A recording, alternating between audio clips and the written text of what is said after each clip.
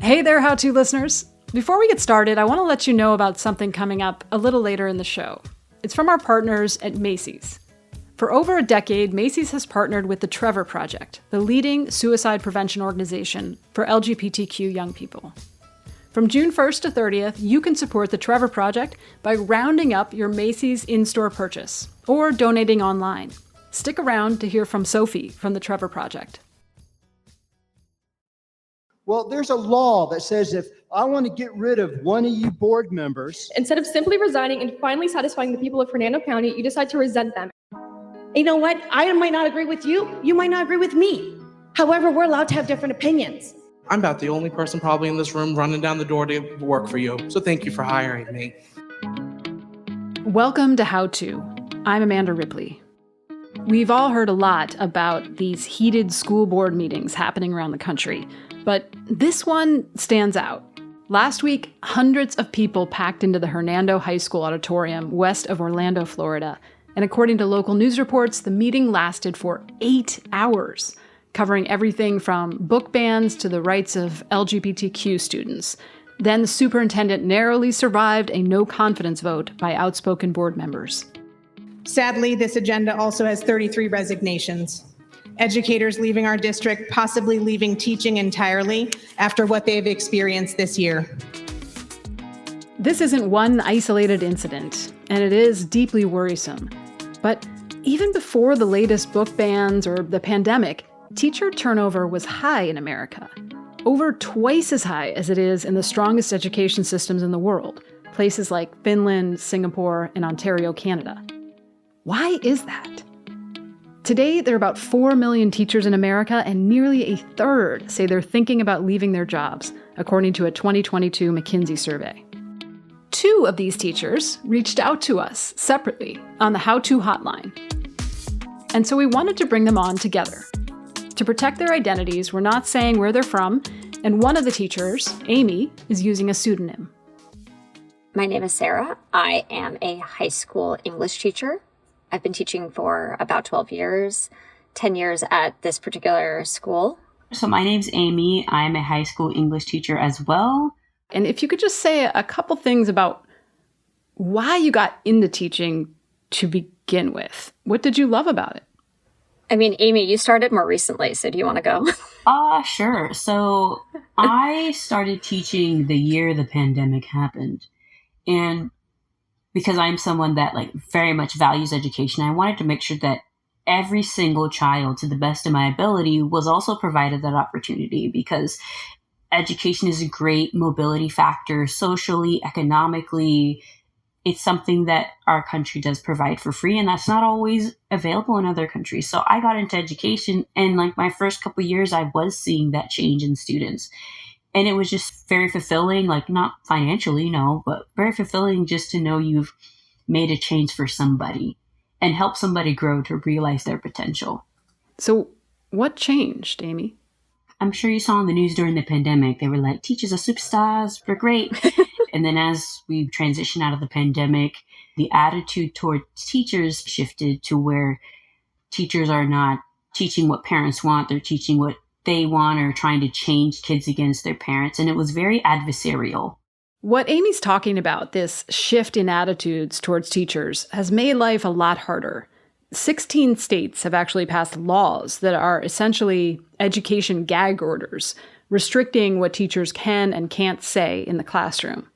This has been driven by politicians and activist parents, mostly on the right, who want to control discussion of things like race or sexuality. But the truth is, teachers often have other things to worry about. Because there's such a bad nationwide shortage, many of us are in the position where we're teaching a classroom that's 3 times the size it should be, and they're still expecting this high level of education and us to give emotionally and be empathetic to the highest degree. And I'm like, I'm more than willing to do that, but I cannot continue to pour from an empty cup. So today is the first in a 2-part series on teaching. We're going to start with the challenges teachers are facing and how to fix them. That might sound idealistic, but I can tell you from experience that it can be done. It has been done all over the world. A while back, I wrote a book called The Smartest Kids in the World. in which I got to spend time in countries that have dramatically improved their schools. And they all started by changing how they treat teachers. None of this, of course, is going to happen quickly. In some places, it won't happen at all. So in the meantime, what if you just can't wait? Next week, how to leave teaching, or really any labor of love, without feeling like you're selling your soul. To help us navigate all of this, we're going to be joined by Daphne Gomez, the CEO and founder of Teacher Career Coach. It's very hard for a teacher to do something that knows that it could negatively impact their colleagues who they love or their students that they love.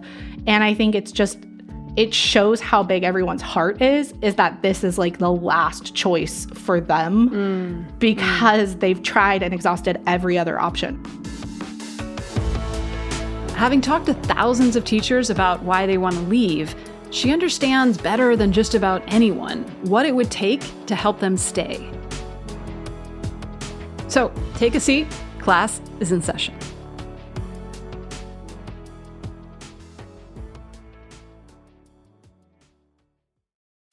Reboot your credit card with Apple Card, the credit card created by Apple. It gives you unlimited daily cash back that you can now choose to grow in a high-yield savings account at 4.15% annual percentage yield. That's more than 10 times higher than the national average savings rate. Apply for Apple Card now in the Wallet app on iPhone and start growing your daily cash with savings today. Apple Card subject to credit approval. Savings is available to Apple Card owners subject to eligibility requirements. Savings accounts provided by Goldman Sachs Bank USA, member FDIC. National average savings rate is from FDIC website. Terms apply. This podcast is brought to you by Slate Studios and Macy's. Hey y'all, what's up? It's your girl, Lene. I'm a writer, creator, and a change maker. And the first step in making meaningful change is talking about the really hard things. Did you know that LGBTQ young people are 4 times more likely to attempt suicide than their peers? Macy's and the Trevor Project are on a mission to change that. The Trevor Project is the leading organization doing crisis intervention and mental health work for lesbian, gay, bisexual, transgender, queer, and questioning young people. My name is Sophie Good. I use she, her pronouns, and I'm a senior corporate partnerships manager at the Trevor Project. The Trevor Project is a suicide prevention organization. The work that we do is very serious and it's very urgent. As much as we see a bright future and see the opportunities to make change, we know that LGBTQ young people are in pain and in danger right now. And support from Macy's empowers us. We've expanded our crisis services from just having the phone line to also having 24/7 service on text and chat. We've increased our lineup of suicide prevention programming as well. Working towards the world we want to create and making sure that we're showing up for young people in this moment is so important. Now's the time to help LGBTQ young people in crisis. This June, Pride Month, when you round up your purchase at Macy's or donate online, you'll help fund the Trevor Project's comprehensive approach to suicide prevention among LGBTQ young people. Find out how Macy's is creating brighter futures for all at macys.com/purpose. Is there an example that comes to mind of how this parent-teacher tension manifested itself in your own classroom or school? I'm sure you've heard this a lot, Sarah, is I turned in the assignment. Why didn't I get an A? And I have to sit with the student and the parent. And I'm like, sure, here is the assignment. Let's walk through what you actually did and what the assignment required. And in many cases, I'm like, hey, you can have a second chance, come to tutoring, or we can like do an alternative assignment for you. And the parent's like, no, they turned it in, it should be an A. And I'm like, English class is not about just turning in papers. No. It's about analyzing the text. It's about understanding character development. And that concept seems to just be lost. It's just like, it should just be, I turn in a paper to you and it's an A. As long as I turn it in on time, have a great day.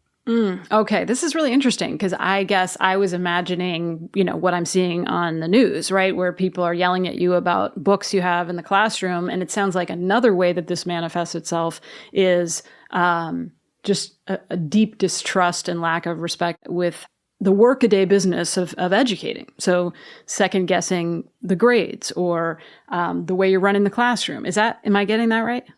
Yes. And also too, I'm very big on communication, and like, I'm very open if a parent is like, let's meet, I have a question. However, a lot of parents weren't expressing that they were upset until an incident happened where it was expressed in a very inappropriate manner. And I was very disheartened by the fact that this parent had been dissatisfied for so long.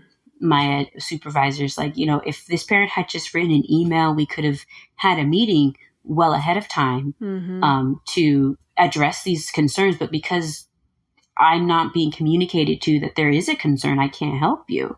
Yeah. Yeah. And so this stress and frustration and confusion gets bottled up and then it explodes. And I think that we've seen that on airplanes, in supermarkets, in doctors' offices, in a million ways in the past few years. And so I'm sorry to hear that has happened to you as well. Thank you for sharing that, Amy. Sarah, could you go back in time and tell us a little bit about why you got into teaching and one thing that you have loved about it? Yeah, I got into teaching because I love to talk about books. Yes. Oh gosh. I had been in local news reporting. I wrote for a newspaper. This was around the time that newspapers were just getting like gutted left and right. I was at a point where I was like, gosh, I really don't want to be like worrying about my job all the time. So I started nosing around things to do. My mom was a teacher. And she was like born to be a teacher. And I saw how fulfilling she found her job.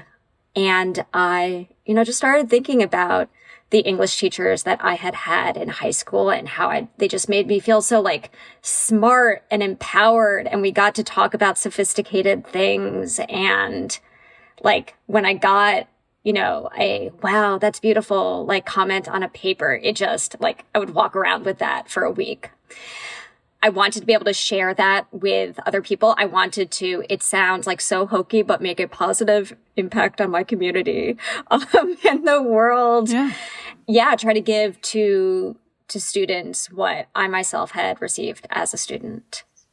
That makes perfect sense. So it was like the stability of the job relatively plus the sense of knowing that you were doing something important, something that could matter to students the same way it would matter to you. Yeah. Is that right? I remember right before I was going to start my first teaching job, I was at a wedding and I said like, yeah, I'm going to be a teacher. And I just think being a teacher is just like so important and such an essential job. And I was thinking about that the other day and how it's like, it's true, but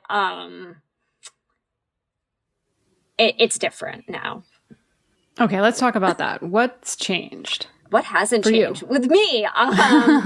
Well, I think I want to make more money. So I'm 12 years in, and Amy, I heard what you were saying about the parents second guessing you, and I'm like, oh my gosh, yes, that's exactly where I was early in my career. But now I've been around long enough, and a lot of these things are way easier. You just get some name recognition and people don't question you as much. However, I'm doing the same thing every year. And obviously there's some variation. But there have been points of my life in teaching where I'm reading Macbeth out loud 5 times a day. And I like tried to calculate it. And I'm like, how many times, the tree's gonna go towards High Dunsinane Castle or whatever. And I just like can't imagine doing this for another 30 years. And it's just like, I just think about it and I get so sad. And I'm also really tired too. I have to wake up at 5:30 in the morning, and that sounds very basic, but it actually is a big quality of life issue. Yes. Okay, now we're starting to get a sense of the many layers of challenges in the teaching profession. There's this deep lack of trust, which predates the pandemic but has gotten worse. Meanwhile, more than half of teachers say the low salaries are driving them out the door, and even more cite the unmanageable workload. All fair points. But here's the twist. Almost the same proportion of public school teachers say they want to stay in the profession for the exact same reasons. Because the pay is good and the workload is manageable. What is going on here? Well, part of the fundamental problem with education in our country is that it is so very, very local. Each district and state has its own way of doing things. So in some places like Washington, D.C., where I live, new teachers can make six figures if they're good at what they do. In other places, they can't make enough to pay their rent. It's all over the map, literally. And the current political polarization is making things worse, just about everywhere, to different degrees. Oh my God, this is like such an airing of grievances now. But the parents are at the Board of Education meetings yelling and screaming. We have been spared of some of that, but not all. I've had my name put on Facebook groups saying that I'm indoctrinating students.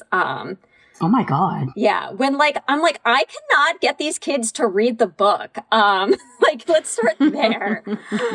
It's not as wild as it has been, but that stuff is not that far away. It doesn't feel good. No. And, just because I feel pretty chill and safe now, I can't be foolish and think that it's going to be that way forever.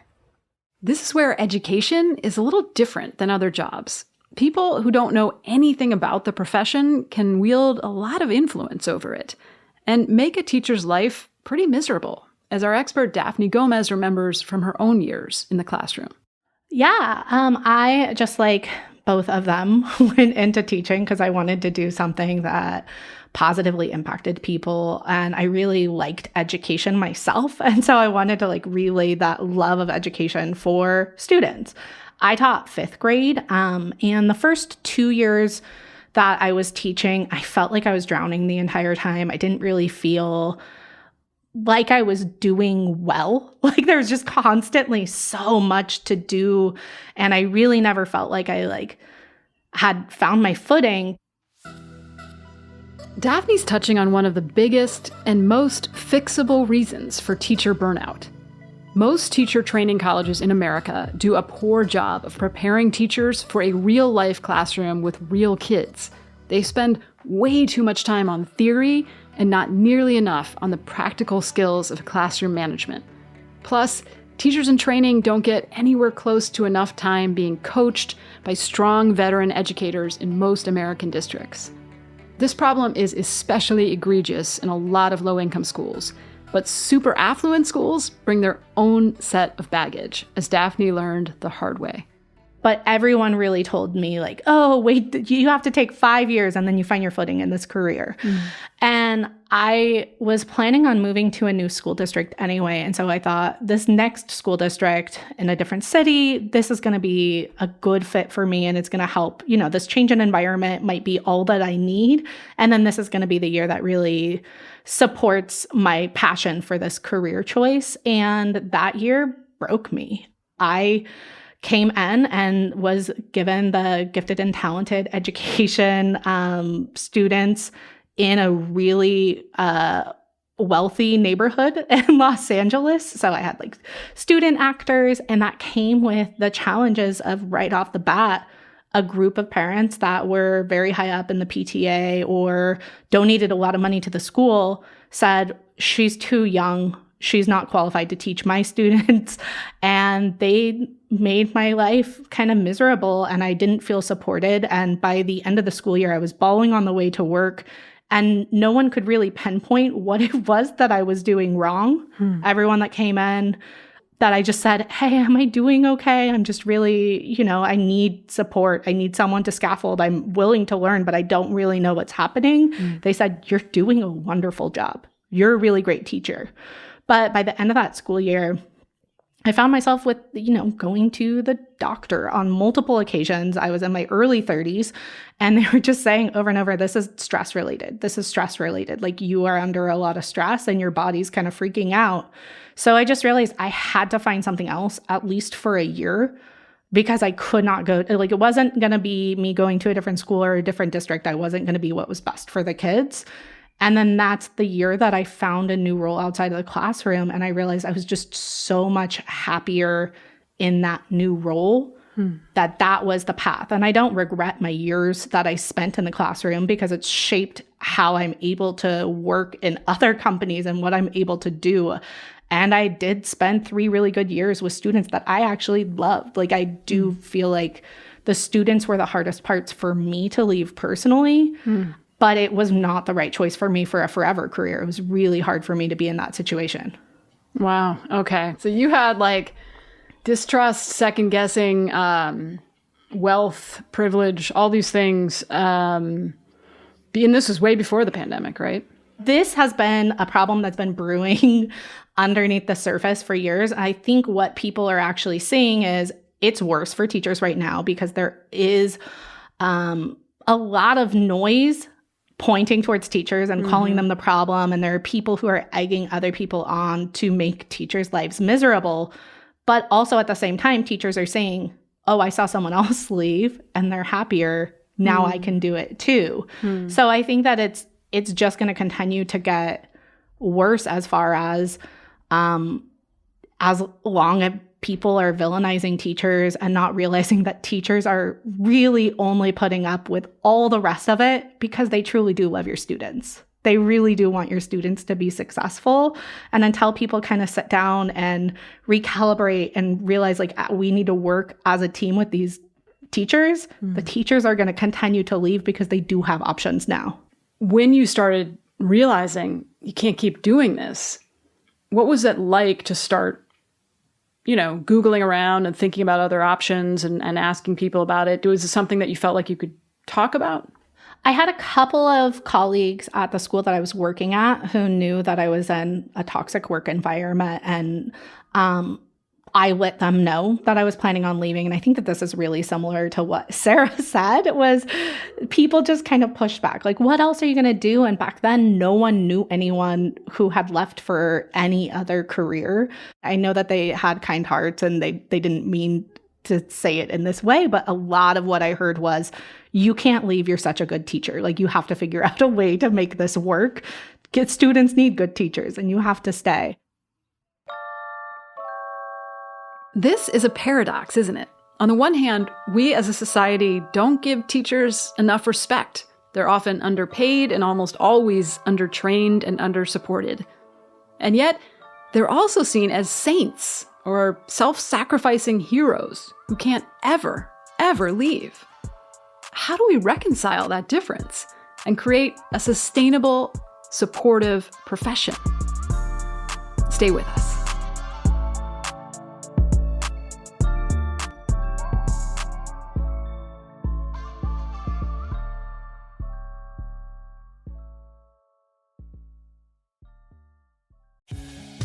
This episode is brought to you by SAP. Welcome to the window of opportunity, when your next move can either make your business famous or obsolete. So you need to be ready. Be handling good surprises and bad ones ready. Be opening a Portland, Houston, and Providence location on the same day ready. Be stock options plus paid family leave ready. SAP has been there and can help you be ready for anything that happens next, because it will. Be ready with SAP. Reboot your credit card with Apple Card, the credit card created by Apple. It gives you unlimited daily cash back that you can now choose to grow in a high-yield savings account at 4.15% annual percentage yield. That's more than 10 times higher than the national average savings rate. Apply for Apple Card now in the Wallet app on iPhone and start growing your daily cash with savings today. Apple Card subject to credit approval. Savings is available to Apple Card owners subject to eligibility requirements. Savings accounts provided by Goldman Sachs Bank USA, member FDIC. National average savings rate is from FDIC website. Terms apply. This episode is brought to you by Choiceology, an original podcast from Charles Schwab. Choiceology is a show all about the psychology and economics behind our decisions. Each episode shares the latest research in behavioral science and dives into questions like, can we learn to make smarter decisions? Or what is the power of negative thinking? The show is hosted by Katie Milkman. She's an award-winning behavioral scientist, professor at the Wharton School, and author of the best-selling book, How to Change. In each episode, Katie talks to authors, athletes, Nobel laureates, and more about why we make irrational choices and how we can make better ones. Choiceology is out now. Listen and subscribe at schwab.com/podcast or find it wherever you listen. We're back with Sarah and Amy, two high school English teachers who are looking to leave the profession, and Daphne Gomez, founder and CEO of Teacher Career Coach.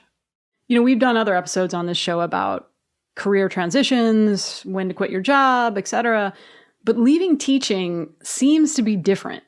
You know, there seems to be this extra layer of guilt that you wouldn't get if you were leaving another job. I mean, it's almost like, I don't know, is it like leaving the priesthood? It's like, why do people react this way? Do you have any theories?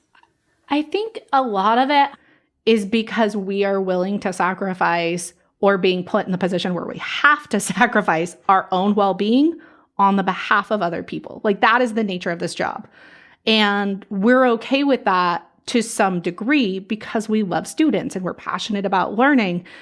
And this choice is one of those very hard times in your life where you know that you're making a decision that actually could negatively impact someone else. I think a lot of teachers go through this like series of almost like grieving as well, because this isn't a choice that many, even though we have two teachers here who are saying, hey, I need help, I want to leave, it's still not necessarily their choice. They went into this knowing that this was the career that they wanted. And most of the time, teachers feel like they're being pushed out of a career that they at one time wanted due to external factors. So it's like a complicated emotional situation or wouldn't be happening. And it's funny because, you know, if I were like, I'm leaving journalism, people would be like, great, fine, what else?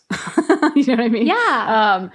No one like complains about like Steve in marketing who goes over to like the like sales team. Like, Steve, how could you? Like, nobody ever You're so good at marketing. cares. The world needs you to do marketing. Also, too, like, the few times I have heard teachers leave education that didn't retire, it's because they had a sticky situation or there were questionable circumstances or there was an investigation and they were offered a severance package to keep it quiet. It's almost like, oh, because I actually had a conversation with another teacher in another school and they're like, well, I don't want them to think I'm trying to leave education because I did something wrong to a child. Oh, gosh. And, you know, that's where everybody's mind goes. Amy, I had not thought about that at all, but now I've got like a new thing to be paranoid about when I'm sending out my resumes. Yeah. Sorry. All right, we are going to get into solutions here, but as you all are talking, I'm thinking about there was a teacher that I wrote about years ago here in DC where I live, who was just an incredible teacher year after year. And then he became a principal. And he was just a rock star in so many ways. And he called me the other day and told me he had left education. And I, too, had that response. I'm embarrassed to admit. I was like, oh, no. You know, it was like, and I have to say, I think now that I look back on it, part of it is it forces me to reckon with the ways in which my community does not support excellence in this profession. And that is a lot to swallow. Like, it is, I feel ashamed of the fact that he's been driven out of this profession, right? So I think maybe, is that part of it too, that when people react that way, it's like they don't want to hear it because it's just, you know, we don't want to have to face facts. That resonates so deeply with me because I see it in my school. It's the good ones that leave. Very true. Very true. It's the ones who have skills and vision for themselves that are able to get out. Or the people that don't look for a thank you. They just know what to do and they just do it because it's the right thing. They don't look for the thank you or the recognition. So it makes me wonder, can each of you share one thing that schools could do to keep more great teachers engaged and healthy and in their jobs? the thing that I think that is lacking the most as far as professional development goes for teachers is how to do less. There's always like more professional development on this or blah, blah, blah, or this. Teachers need someone to tell them, these are the things that are optional. These are the things that are probably not as important if you're drowning right now, if you have 200 freaking students. These are the ways that you can maybe do 1 or 2 less assessments this year so that you have a little bit more time. I think districts really need to look at their own processes of how are we training to take stuff off of people's plate and how are we preparing them to work a little bit. I'm not saying, oh, how do we figure out how to make them hustle more? Like what are they doing to assess the overworked teachers and how are they taking things off of their plate? And that might be actually training and saying, hey, look, here's all these different files. You don't even need those anymore. Like, here's the 5 things that you need. And then the rest of it, we've taken it so you don't have to worry about it anymore. That sounds really smart. Sarah? I want to say more money because that's it. It is just pay us more. People do lots of things for more money. But realistically, the reason that I've stayed in my job for so long is because of supportive administration. When you feel like school leaders and your direct supervisors have your back when they get an angry parent email that, they want to have a meeting and your supervisor's like, don't worry about it. I've got this. Go back to class. Just having someone in your corner telling you that you are doing the right thing and keep on going. I think that's so necessary to have a healthy school environment and teachers who are happy to go to work. And that kind of underlines what Daphne said as well, because it sounds like a strong, supportive leader is also someone who's taking things off your plate and helping you prioritize on instruction and what matters. 100%. Yeah. And someone who, is able to say, like, don't do that. That's not necessary. Focus on the classroom. Right. And they kind of run blocker for you, so you're not having to deal with every parent's inane. I have a quick funny story where when my son was in like 2nd grade, my name was very similar to one of his teacher's names. And so I would sometimes get emails from parents thinking they were emailing her. They were just kind of pulling emails off of the list.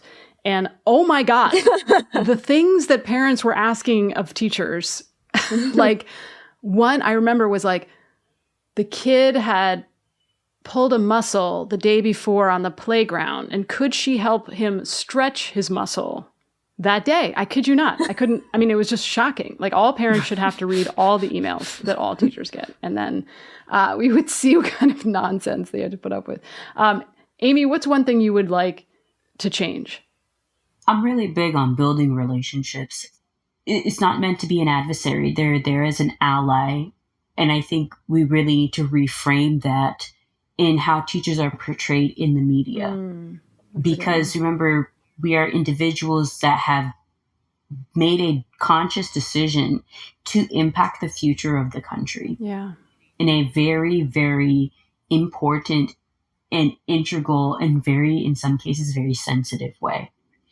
So these individuals, we're here as an advocate, an ally, sometimes a parent for students.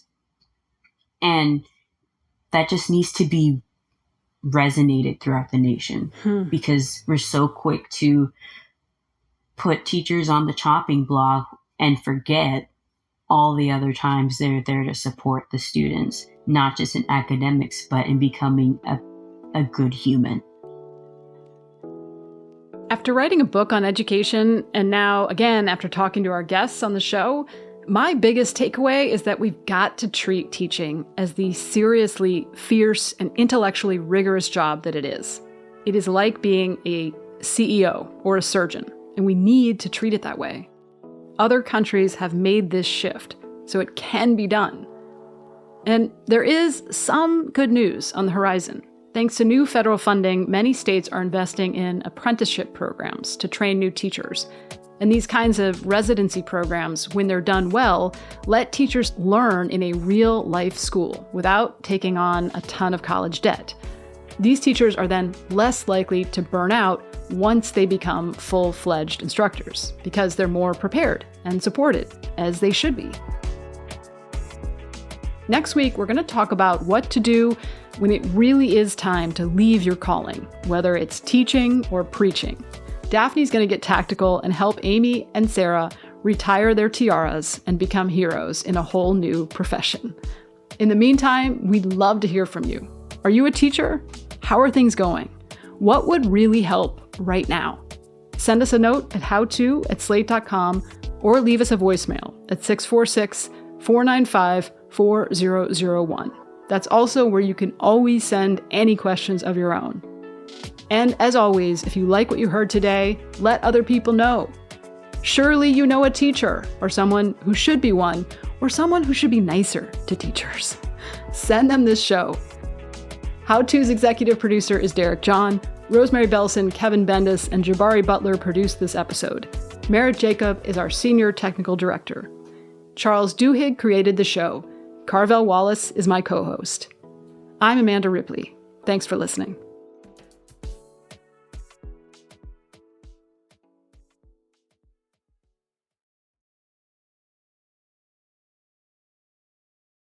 Hey everybody, it's Tim Heidecker. You know me, Tim and Eric, Bridesmaids, and Fantastic Four. I'd like to personally invite you to listen to Office Hours Live with me and my co-hosts, DJ Doug Pound. Hello. And Vic Berger. Howdy. Every week we bring you laughs, fun, games, and lots of other surprises. It's live. We take your Zoom calls. Music. We love having fun. Excuse me? Songs. Vic said something. Music. Songs. Music. I like having fun. I like to laugh. I like to meet people who can make me laugh. Please subscribe now.